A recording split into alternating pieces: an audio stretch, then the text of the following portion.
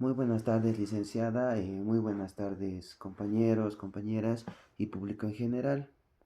Eh, yo les voy a hablar sobre el tema que nos ha tocado explicar a mi grupo y a mí.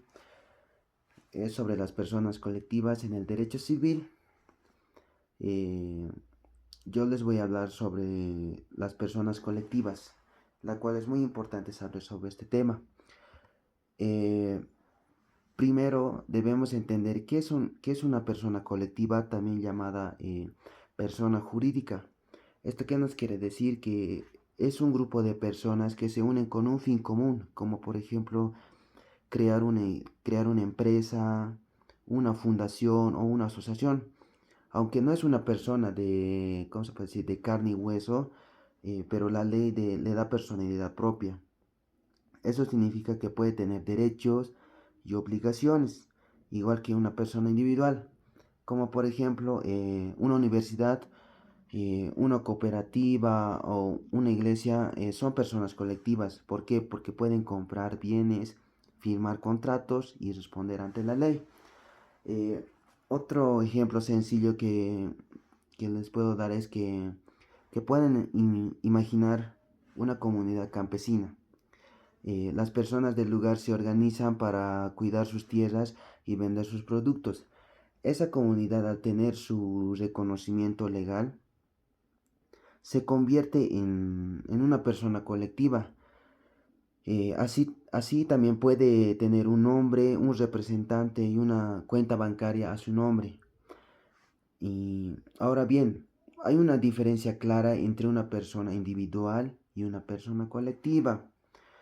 ¿Cuál es la diferencia? Que la persona individual es un ser humano que con existencia física, así como estaba diciendo hace un momento, de carne y hueso. En cambio, la persona colectiva no existe, no existe físicamente, sino que existe legalmente. Como por ejemplo, tú y yo, como personas individuales, pero si tú y yo formamos eh,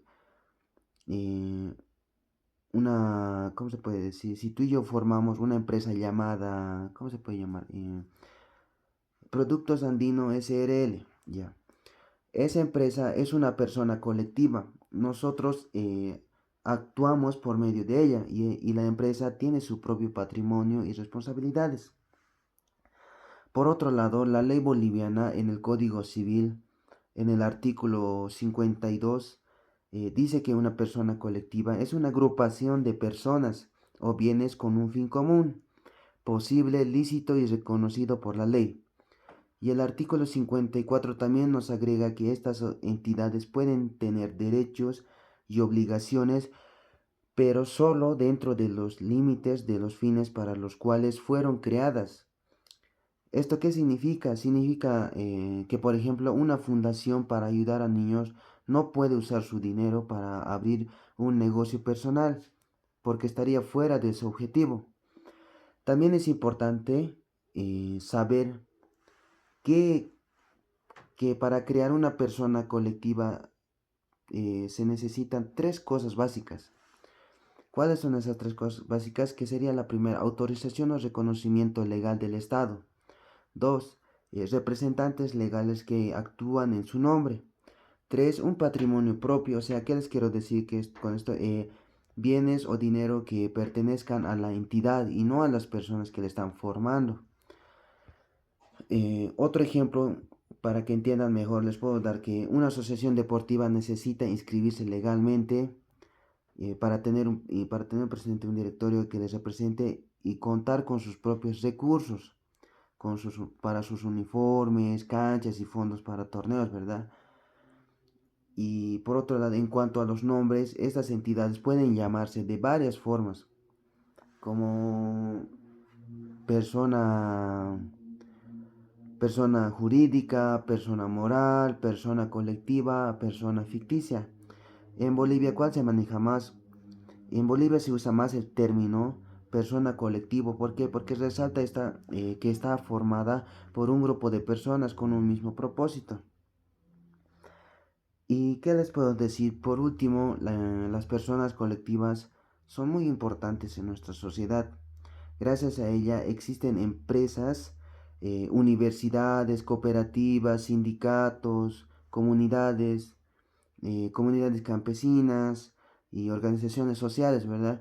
Que ayudan al desarrollo del país. Esto permite que las personas trabajen unidas con reglas claras y protección legal para lograr metas que individualmente nos serían un poquito más dificultativo o imposible.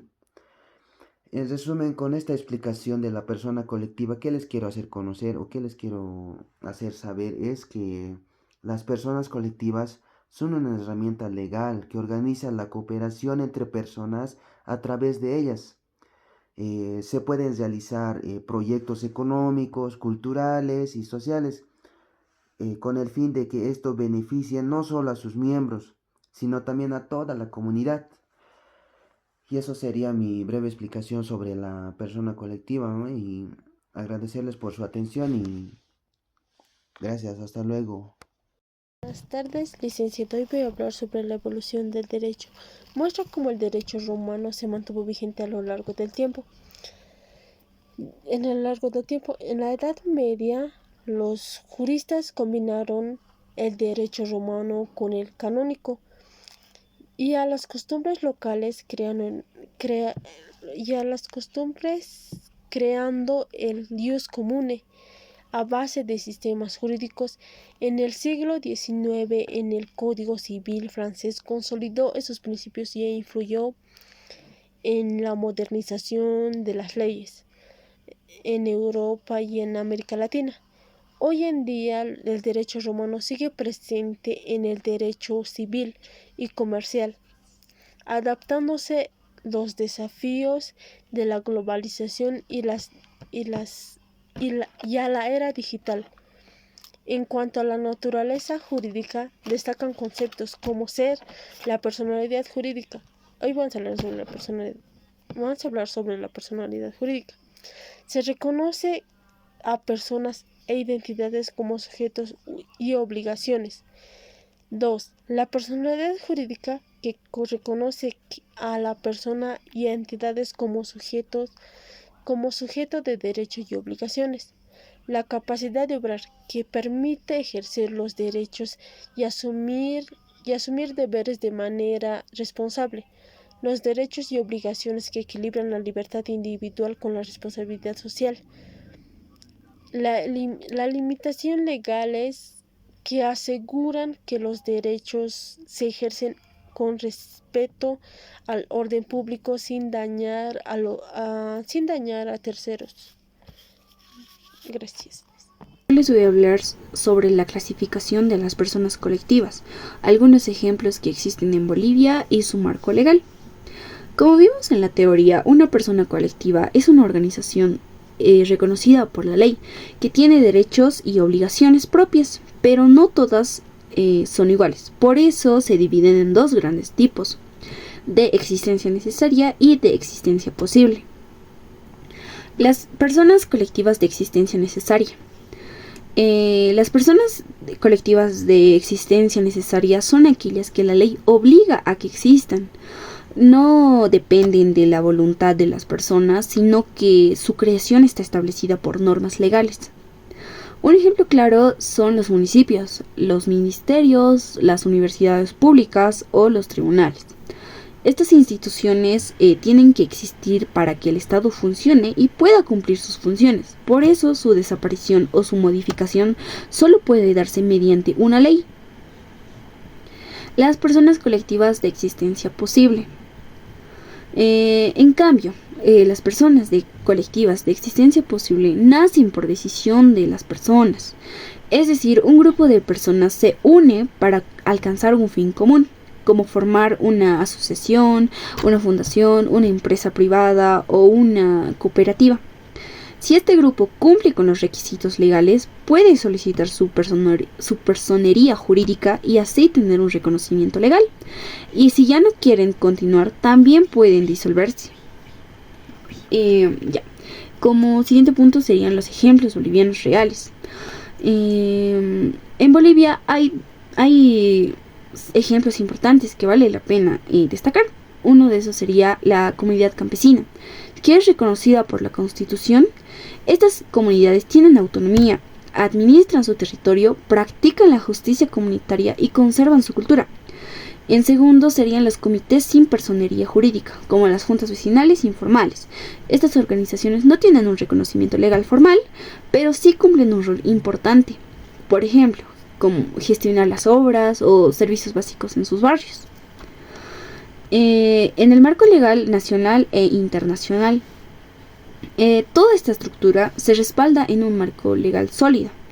A nivel nacional tenemos lo que sería la Constitución Política del Estado Plurinacional de Bolivia, en su artículo 52, que garantiza el derecho a asociación. El Código Civil de Bolivia, en sus artículos 52 al 54, que define a las personas colectivas y su reconocimiento. La Ley número 351 de otorgación de personalidades jurídicas, que establece el procedimiento para registrar asociaciones y fundaciones. Y decretos supremos, como el 1597, que reglamentan el proceso, y a nivel internacional. En Bolivia se rigen por tratados, como por ejemplo la Convención Americana sobre Derechos Humanos y el Pacto Internacional de Derechos Civiles y Políticos, que reconocen la libertad de asociación. La jurisprudencia y el reconocimiento.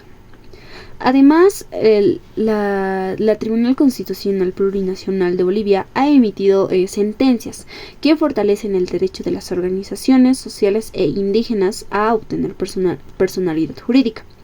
Esto significa que además que las leyes, hay decisiones judiciales que protegen a estas organizaciones.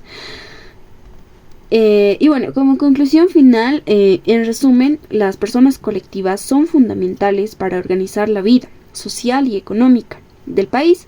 Gracias a ella, las personas pueden unirse legalmente para lograr objetivos comunes, desde grandes instituciones del Estado hasta asociaciones vecinales pequeñas, y todo esto está respaldado por un marco legal claro, tanto nacional como internacional.